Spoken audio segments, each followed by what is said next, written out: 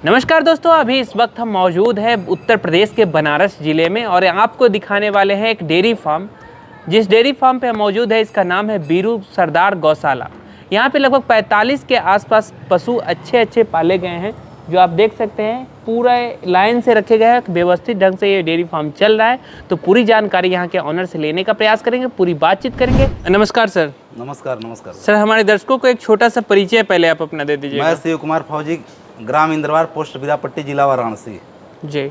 कितने दिनों से डेयरी फार्म सर चल रहा है ये आपका? 2019 से चल रहा है। 2019 से आप किए हुए हैं, लगभग 6 साल आपका इसमें पूरा हो चुका है। अच्छा, शुरुआत जब सर आप किए थे तो कौन से नस्ल की गाय उस समय लाए थे आप? शुरू में जैसे जब हमारे घर पे तो भैंस थी, भैंस को सेल करके फिर हम लोग एचएफ पे आए। अच्छा। क्योंकि उस समय गाय का दूध का डिमांड ज़्यादा था सर। अच्छा, पहले भैंस पाले थे? हाँ। अच्छा, तो हमारा चांदमारी शहर में ही था, तो वहाँ पे कॉलोनियों में गाय के दूध का ज़्यादा डिमांड था, तो हमने भैंस सेल करके गाय रखना शुरू किए। अच्छा, गाय रखना शुरू किया। अच्छा, पहले आप भैंस पालते थे, फिर आप गाय में शिफ्ट हुए। दोनों में अंतर आपको क्या देखने को मिला? दोनों में जैसे एज ए बिजनेस भैंस उस टाइम प्रॉफिटेबल नहीं था। अच्छा। अब का तो मैं बता नहीं सकता, क्योंकि अब रेट ठीक मिल रहा है। अमूल वगैरह कई पराग वगैरह आने की वजह से जी। रेट ठीक हो गया। उस दौरान दूध का रेट उतना अच्छा नहीं था। अच्छा नहीं था। हाँ। और कॉलोनियों में भैंस की डिमांड कम था दूध का। अच्छा। तो अभी आपके पास जो गाय है वो कौन से नस्ल के हैं सर? एचएफ की हैं सब। पूरा का पूरा एचएफ है? हाँ, उसमें 2 गिर हैं, बाकी सब एचएफ। साहिवाल का क्रॉस भी है क्या? हुआ गिर का क्रॉस है? हाँ, गिर का क्रॉस है। हाँ। अच्छा, और एचएफ भी है और एचएफ का क्रॉस भी है आपके पास? मोस्टली हाँ, एक दो क्रॉस में, बाकी एचएफ प्योर में है ज़्यादातर। ठीक है। सर, अभी इससे पहले आप आर्मी में थे ना? हाँ। कितने दिन सेवा दे चुके हैं आर्मी में? आर्मी में 16.5 साल नौकरी किया। 16.5 साल आर्मी में नौकरी करने के बाद आपने डेयरी फार्म शुरू किया? जी। उससे पहले डेयरी फार्म चल रहा था या फिर आने के बाद शुरू किया? चल रहा था, छोटे स्केल पे चल रहा था छोटे स्केल पे। अच्छा, ये बताइए सर, जैसे डेयरी फार्म आप 6 वर्षों का आपका अनुभव इसमें अच्छा खासा हो चुका है। फीड कंट्रोल जब तक किसान भाई नहीं करेंगे तब तक दूध का रेट तो नॉर्मली सब जगह एक ही रेट है, 40 से 45 रुपए का रेट में। कहीं बिहार में आप कहेंगे तो 35 रुपए के रेट में बिक रहा है। तो फीड कंट्रोल कैसे करते हैं, फीड रेट कंट्रोल कैसे करते हैं, ये थोड़ा बताइए हमारे दर्शकों को। देखिए, जैसे कि हम लोग फीड देते हैं, माँ डेयरी फीड्स का आता है, दूध देने वाली जानवरों के लिए, बछड़ियों के लिए आता है काफ स्टार्टर, काफ ग्रोवर है जी। जो गाभिन बछड़ियाँ उनके लिए प्रेग्नेंट हीफर है जी। और जैसे उनको लास्ट मंथ में जो चलता है वो ट्रांजिशन फीड। फिर बच्चा देने के बाद 15 दिन तक फ्रेश काऊ आता है, फ्रेश काऊ चलेगा। फिर जैसे 25 लीटर तक की हैं तो उनको हाई मिल्किंग, और 25 लीटर प्लस से हैं तो हाई मिल्किंग प्रीमियम देते हैं। जब वो गाय दूध देना बंद कर देती है तो हम लोग उसको ड्राई चलाते हैं। अच्छा, इतने हम लोग फीड यूज करते हैं। मैंने अलग-अलग फीड है खाने का मतलब कि अगर आप अगर आप डेयरी में सक्सेसफुल होना है तो आपको टेक्निकल तरीके से डेयरी करना पड़ेगा। अच्छा। टेक्निकल की जैसे अब छोटे बच्चे हैं तो उनको आप छोटे बच्चों का अलग फीड है। अच्छा। तो उनको वो फीड दीजिए जिससे उनका अच्छे से विकास हो जाए, अच्छा बॉडी वेट पकड़े और टाइम से अच्छा वेट पकड़े। 3-3.5 कुंटल तो 12 महीने तक जाते 13वें महीने में कंसीव हो जाए आपकी। तो जब ऐसे फिर अच्छा फीड ग्रोवर चलाएंगे, प्रेग्नेंट हो गई तो प्रेग्नेंट हीफर चलाइए, वो अच्छा उनका इंटरनल ऑर्गन वगैरह अच्छा डेवलप करेगा, बॉडी भी अच्छा डेवलप होता है उससे। तो कहने का मतलब कि चौमुखी विकास पशु का होगा, छोटे से लेके बड़े तक। उसके बाद आप अच्छे ब्रीड डालिए, अच्छे सीमन डालिए। देखिए, सबसे पहले फीड अच्छा होगा, उसके बाद ब्रीड अच्छा होगा और आपका डेयरी मैनेजमेंट, और चौथा आजकल सबसे इम्पोर्टेंट है कि दूध का रेट अच्छा होगा, तभी अब डेयरी फार्मिंग चल पाएगा। अदरवाइज डेयरी फार्मिंग सक्सेस नहीं है अगर आप चारों ये चीज़ें नहीं मेंटेन करते हैं तो। सर, आपका जो मैनेजमेंट है ये फीड वगैरह आप खुद से तैयार करते हैं या फिर आप खरीद करके लाते हैं या फिर कहीं से मंगवाते हैं? माँ डेयरी फीड्स बाराबंकी में सुधीर जी बहुत बड़े डेयरी फार्मर हैं जी, और बहुत किसानों के सहयोगी हैं, उन्हीं के यहाँ से हम फीड आता है। आप काफ़ी लंबे समय से माँ डेयरी का फीड खिला रहे हैं? मैं लगभग 2022 से मैं यूज कर रहा हूँ। 2022 से रिजल्ट बहुत बढ़िया रिजल्ट है। अच्छा, तो ये बताइए, जैसे अभी जो आपके पास पशु हैं इसका सबसे हाई मिल्किंग कैपेसिटी कितना है? सबसे ज़्यादा 42 लीटर तक की। 42 लीटर। सबसे ज़्यादा जो पशु दूध करती हैं वो 42 लीटर तक की करती हैं। अच्छा, दोनों टाइम मिला करके? दोनों टाइम मिला करके। और सबसे कम वाली जो है सो 24-25 तक रहती है। 24-25 तक। आप ये कह सकते हैं कि 24-25 से लेकर के 42 लीटर तक की पशु आपके पास हैं? अच्छा, तो जैसे हम ये थोड़ा सा समझना चाहे गणित, अगर ये आपका कि जो 24 से 25 लीटर दूध है और ये 42 लीटर दूध है, वो दोनों में अंतर आपको क्या देखने को मिल रहा है? फीड में दोनों में अंतर आपको देखने को मिल रहा है, खिलाने में अंतर दिख रहा है या फिर क्या है? नहीं, अंतर नहीं, जैसे कि 42 लीटर दे रही तो वो ज़्यादा फिर उसमें फ़ायदा है। नहीं, वो तो फायदा है, लेकिन हम अगर समझना चाहे उसके ऊपर खर्च का, तो दोनों में समान अंतर है। नहीं, खर्च बढ़ जाएगा ना, बढ़ जाएगा। जैसे अब जो फीड फार्मूलेशन है कि 1 लीटर पे 400 ग्राम देना है। अच्छा अच्छा। तो 25 लीटर दे रहे तो उसका तो 10 केजी ही बना फीड। अगर आप साइलेज देते हैं तो 8 केजी फीड देंगे जी ना। तो लेकिन अब जैसे कि फीड का एक लिमिट है जी जी, 12 केजी के ऊपर देंगे तो 12-13 तक कंज्यूम फीड कर लेते हैं, उसके ऊपर देते हैं तो गोबर पतला होने लगेगा, तो समस्या। तो उसके लिए हमें जब ज़्यादा उसके साइलेज पे जाना पड़ेगा। तो साइलेज से हम लोग जो ज़्यादा दूध देने वाले हैं उनको साइलेज के द्वारा उनका जो बाकी रिक्वायरमेंट है पूरा किया जाता है। अच्छा, साइलेज में क्या रहता है, थोड़ा सा हमारे दर्शकों को दिखाएंगे क्या? उधर की तरफ आप साइलेज रखे हुए हैं क्या? हाँ, साइलेज जी। साइलेज में और बाकी जो फीड खुद से तैयार करते हैं दोनों में अंतर क्या रहता है? थोड़ा साइलेज में बताएं क्या है। साइलेज क्या है कि जैसे मक्का, हरा मक्का है, तैयार होता है, वो जब लगभग 45 से 60 दिन के बीच का रहता है, तब उसको क्रश करके दाना सहित उसमें जो बाली के साथ क्रश करके उसको एयर टाइट पैक कर दिया जाता है और उसको 30 से 45 दिन तक छोड़ दिया जाता है कि उसके बाद आप उसको खिलाने, फर्मेंटेड हो जाता है अच्छे से, तब उसको खिलाने लायक होता है। तो इजीली जैसे डाइजेस्ट हो जाता है। उसको जैसे 20 केजी भी दे देंगे, 25 केजी, तब भी जैसे ज़्यादा दूध देने वाली जानवर है तो आप उसका बॉडी स्कोर अच्छा मेंटेन करके रखता है।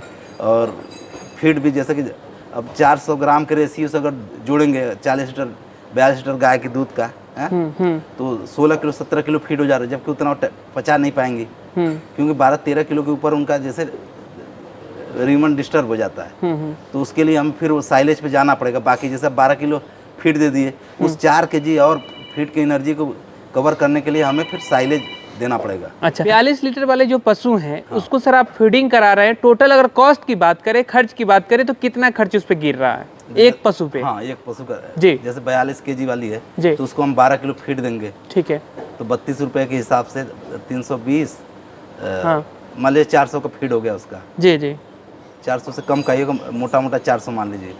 384 रुपए का फीड उसको आप खिला दिए। ठीक है। इसके अलावा उसके बाद 4 किलो भूसा, 2 किलो सुबह 2 किलो शाम। अच्छा, उसका क्या रेट होगा? वो 7 रुपए केजी। 7 चौक 28, हाँ, 412 रुपए हुए। उसके बाद साइलेज 20 केजी कर दीजिए। साइलेज 20 केजी, क्या रेट होगा सर उसका? 8 रुपए केजी। 8 रुपए के 160 रुपए, है ना? ठीक है, 572 रुपए। इसके अलावा इसके बाद मिनरल अलग से तो कुछ एक्स्ट्रा खर्च नहीं है अलग से, इसके अलावा कोई खर्च नहीं है। अगर हम मान के चले 572, ये 600 रुपए एक खर्च हो रहा है नॉर्मली 42 लीटर वाले जो गाय हैं उसके ऊपर।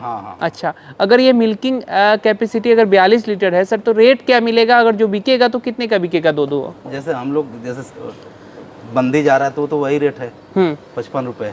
55 रुपए। लेकिन वही अगर अमूल या पराग पे देते हैं जी तो 38 रुपया 39 रुपया उसका आएगा। 38 रुपया 39 रुपया नॉर्मल रेट अगर हम समझे कोई किसान भाई के लिए तो 38 से 39 रुपए का मिलेगा। अगर आप खुदरा में बेचते हैं तो 55 रुपए का रेट मिलेगा। ये समझना चाहिए आसान भाषा में।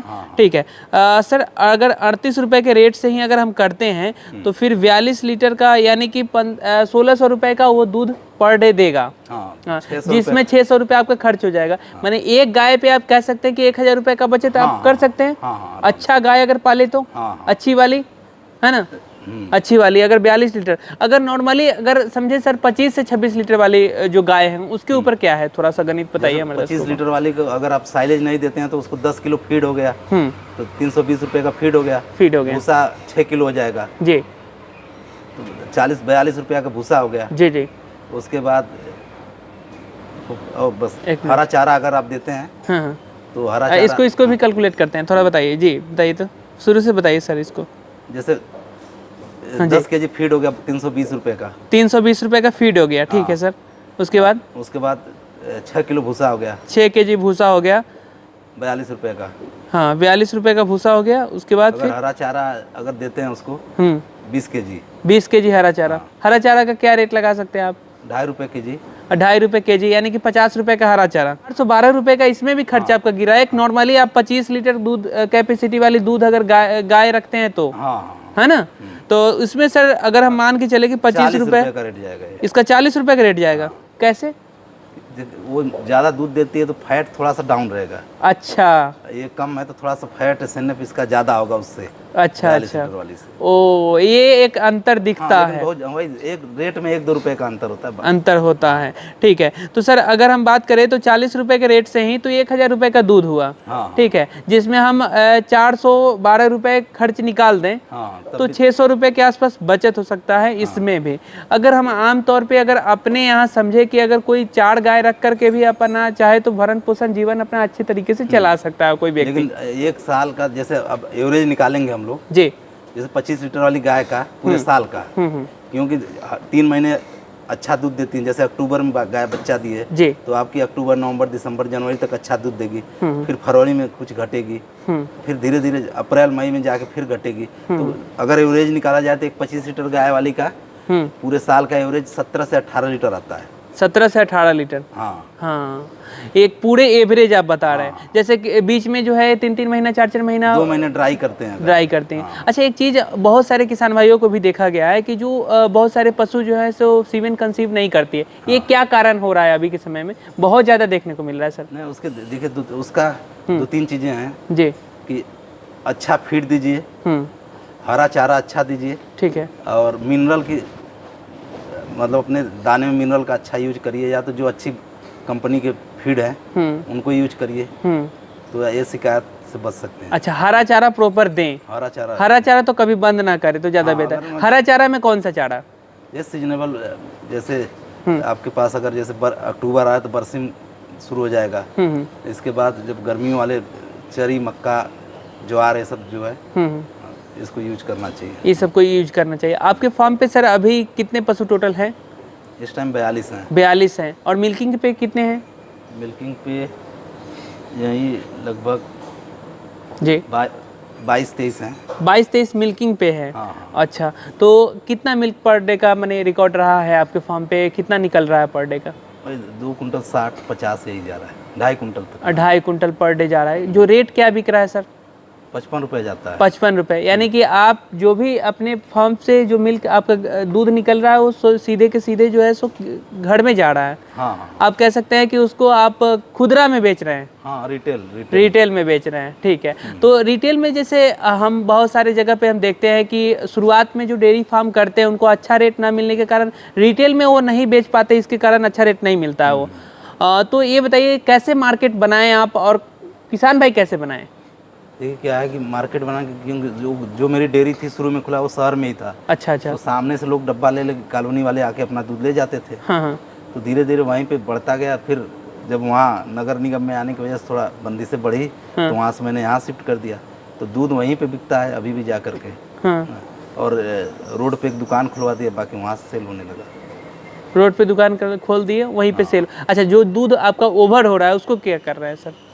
हमारे यहाँ ओवर तो नहीं होता है, हम तो कभी अगर हो जाए ऐसा तो फिर उसका क्या करेंगे? तो अमूल में देते हैं फिर। अच्छा, दे देते हैं। अच्छा, एक विकल्प आप रखे हुए हैं अभी आपके पास। ये जो एक सिंगल आप नाद बनाए हैं, इसमें कटिंग कर सकते थे ना आप अलग अलग, क्यों नहीं किए सर? जैसे हम लोग मतलब ड्राई प्रोसीजर से खिलाते हैं। जी जी। जैसे दाना डाल दिए, भूसा डाल दिए, साइलेज डाल दिए, मिक्स करके। अच्छा, पानी उसमें नहीं डालते हैं? पानी जैसे अभी पानी है, पूरे दिन पानी पड़ा रहता है। हाँ। उसको जब दाना डालना था उस किनारे खोल देंगे तो पूरा पानी निकल जाएगा। हाँ। उसके बाद सभी के सामने जितना दूध है इसके उस हिसाब से वेट करके दाना डाल देते हैं। फिर उसी हिसाब से साइलेज भूसा डालते जाते हैं। अच्छा, इकट्ठा एक ही जैसे खा लेती हैं। हाँ। तो वहाँ ढक्कन लगा देते हैं, फिर पानी भर देते हैं। हाँ। तो पूरे दिन भरा रहेगा। अब शाम को खाने के बाद फिर भर दिया जाता है। हाँ। तो पूरी रात भरा रहता है। तो इनको पानी की जब जरूरत होगी पी लेती हैं। अच्छा, पूरी रात इसी में बांधे हुए रखते हैं। अच्छा, आप सर मैट भी लगाए हुए हैं नीचे में, तो मैट से क्या कुछ आपको फायदा दिख रहा है, इसके बारे में थोड़ा बता सकते हैं? इनको आराम रहता है और जैसे फिसलती उसलती नहीं है, और थनेला वनेला से बचाव रहता है। बड़ा थन है किसी का तो दब जाता है। थोड़ा सा फार्म के ऊपर बात करें क्या? फार्म किस तरीके से निर्माण करना चाहिए शुरुआत में? शुरू में देखिए मैं तो रिकमेंड करता हूँ कि छोटे स्केल से शुरू करें पशुपालन। जी।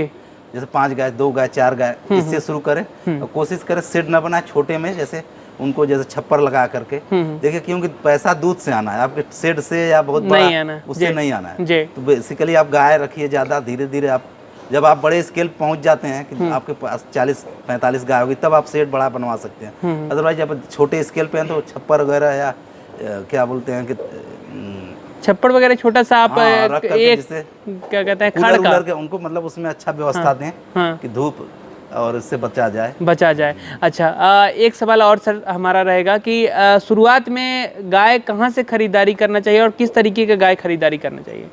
देखिए, गाय तो हमेशा जब शुरू करते हैं तो अपने लोकल क्षेत्र में से खरीदें और उसको 3 से 4 बार मिल्किंग करके खरीदें। लोकल क्षेत्र में जैसे आप सर बता रहे हैं कि HF ये क्रॉस है, HF है, तो इस तरीके का गाय अमूमन ज़्यादातर नहीं देखने को मिलता है, तो या बड़े कद की गाय नहीं देखने को मिलता है। मिलिए या जो पशुपालक पहले से जुड़े हुए हैं उनसे मिलिए, तो या उनके यहाँ या उनके डेयरी में हो तो वहाँ से लीजिए अच्छी गाय बछड़ी। और कोशिश करिए कि फर्स्ट सेकंड लैक्टेशन की, जैसे नए पशुपालक को तो मैं रिकमेंड करता हूँ सेकंड लैक्टेशन वाली मोस्टली गाय लें। फर्स्ट वाली महंगा पड़ेंगी बछड़ी, सेकंड वाली दूध भी अच्छा देती हैं जी, तो सेकंड वाली रखें। और समय सबसे बढ़िया शुरू करने का अक्टूबर सबसे बेस्ट महीना होता है नया डेयरी। अच्छा, अक्टूबर का महीना, अक्टूबर से नवंबर तक, और कोशिश करें कि इसी महीने की ब्याई हुई गाय खरीदे, अक्टूबर नवंबर की। तो क्या होता है कि मौसम अच्छा रहता है, लंबे पीरियड तक दूध देती है। अगर आप अक्टूबर की बच्चा दी हुई गाय खरीदेंगे तो अक्टूबर, नवंबर, दिसंबर, जनवरी तक अच्छा मौसम रहता है इनके लिए। फिर थोड़ा बहुत घटेंगे, फिर फरवरी, मार्च, अप्रैल तक अच्छा दूध देंगे। तो कहने का मतलब ये 5 से 6 महीने तक अच्छा एवरेज आ जाता है दूध का।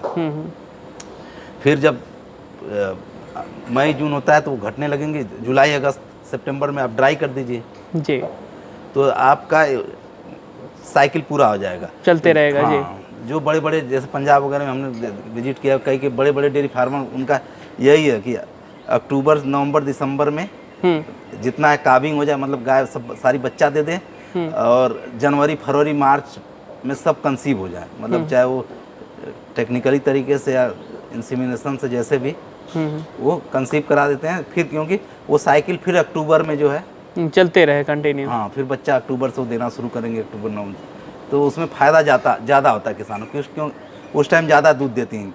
अगर वही जैसे जुलाई अगस्त में गाय कोई बच्चा दे दी, जो आपकी गाय 30 लीटर दे रही है वो 22 लीटर देने में, 23 लीटर 24 लीटर करने में जोर हो जाएगा उसका। अच्छा सर, अभी आप जो है जो भी दूध आपका मिल्किंग हो रहा है सब मिल्किंग मशीन से ही कर रहे हैं? अच्छा, और मिल्किंग मशीन और हाथ से करने में क्या अंतर दिख रहा है आपको?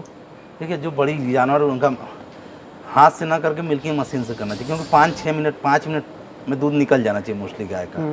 नहीं तो जैसे हाथ, जो बड़ी ज़्यादा दूध देने वाली हैं तो हाथ से निकालेंगे तो कुछ दूध रह जाता है, मशीन से पूरा समय से निकल जाता है। चलिए सर, बहुत बहुत धन्यवाद, बहुत अच्छी तरीके से हमारे किसान भाइयों को जानकारी दी, इसके लिए तहे दिल से धन्यवाद।